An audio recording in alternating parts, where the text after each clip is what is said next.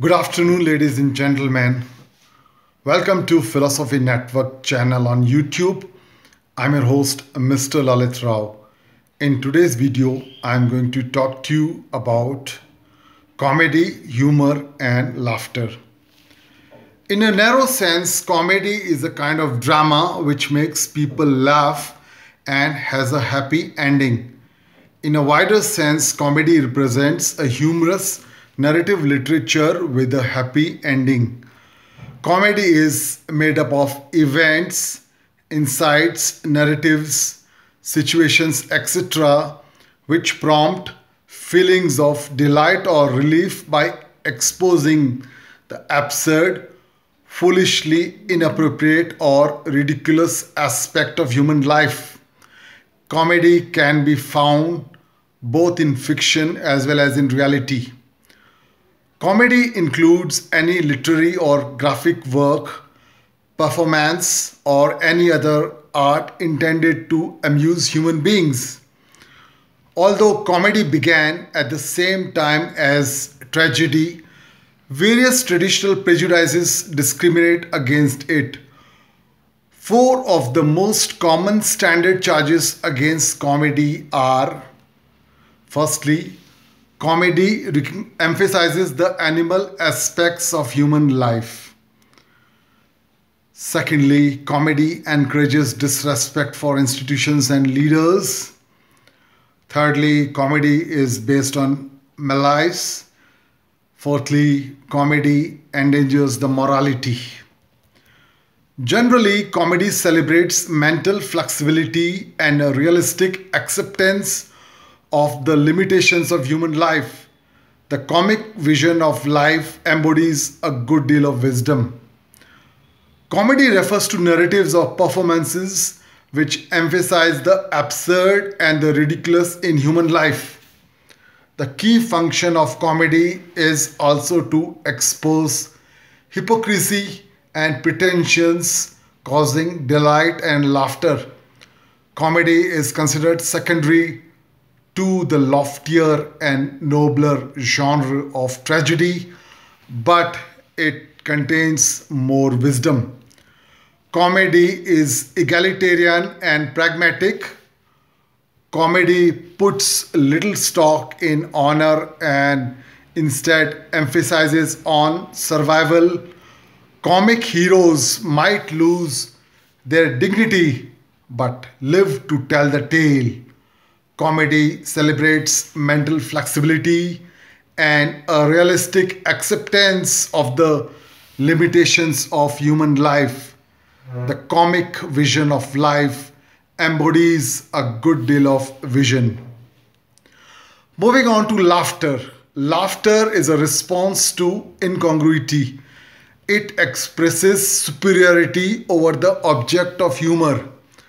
Like language, laughter is also cited as one of the distinguishing features of human beings. It is rather unfortunate that major philosophers have devoted less time and writing to it. Some features of the aesthetics can be found in jokes and witticism, as economy is generally valued. There are two widely held views about laughter. Firstly, laughter expresses a superiority over the object of humor. Secondly, there is also a modern idea according to which laughter is a response to incongruity. For something to be humorous, it should elicit mirth in appropriate people through their awareness or cognition of it. Three leading ideas in philosophical theories of humor are those of incongruity, superiority, relief, or release. Some great philosophers have expressed their views about laughter in the following manner. According to Thomas Hobbes, the passion of laughter is a sudden glory arising from some sudden conception of eminency in ourselves by comparison with the infirmity of others or with our own formally. Francis Hutcheson located humor in a perception of incongruity. Immanuel Kant stressed the element of the unexpected. He identified laughter as an affection arising from a strained expectation being suddenly reduced to nothing. For Arthur Schopenhauer, incongruity is the basis of laughter. The great French philosopher Henri Bergson, in his work Le Rire, Essai sur la signification du comique, located comedy as a defense against automatic, disjointed qualities that trespass against the essential spontaneity of life. Now, I am going to talk about three major theories related to humor. Incongruity theory. This theory sees humor as a response to an incongruity.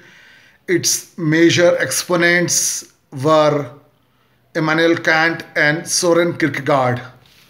Superiority theory. Great philosophers such as Thomas Hobbes, Plato, and Aristotle were associated with it. They emphasize the aggressive feeling that fuel humor. Relief theory. Sigmund Freud and Herbert Spencer were associated with it. Humor is a big way to release or save energy generated by repression. According to John Morrell, laughter results from a pleasant psychological shift. Humor arises from a pleasant cognitive shift. Finally, for French philosopher Henri Bergson, anything that threatens to reduce a person to an object, either animal or mechanical, is prime material for humor. So, ladies and gentlemen, that was a brief discussion on comedy, humor, and laughter. I thank you very much for having watched this video.